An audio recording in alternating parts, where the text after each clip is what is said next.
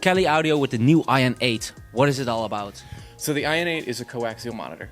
And typically the thing that's really cool about coaxial monitors is all the spatial information that you hear.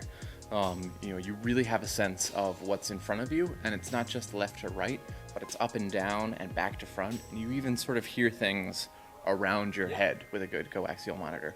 The issue with coaxial monitors is you have a problem which is called intermodulation distortion, which is where the larger driver and the smaller driver interact in such a way that the larger driver's back and forth motion causes distortion from the signal from the smaller driver. And you can kind of hear that as a flubbing or just a breaking down of the high frequency signal, especially as you get to higher output levels. And it's definitely not something you want while mixing or making music, right? Right. It's definitely not something you want. So the way that we solve this problem is the high frequency and the mid-range are the coaxial member, and then the woofer is physically separate from them, and that handles all the excursion.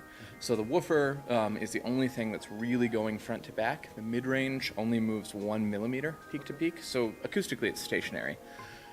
But we're still within a quarter wavelength at the crossover point between the woofer and the mid-range, which means that acoustically this is still a point source. From the size of the waves, there's really no reason to put this element here. So we still get all that fantastic spatial information. We can still see the entire mix in front of us and start to pick out little details, but we don't get that intermodulation distortion, even at very high output levels.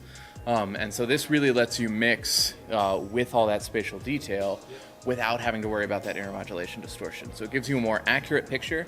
It means that you can hear things with more sort of laser-like accuracy.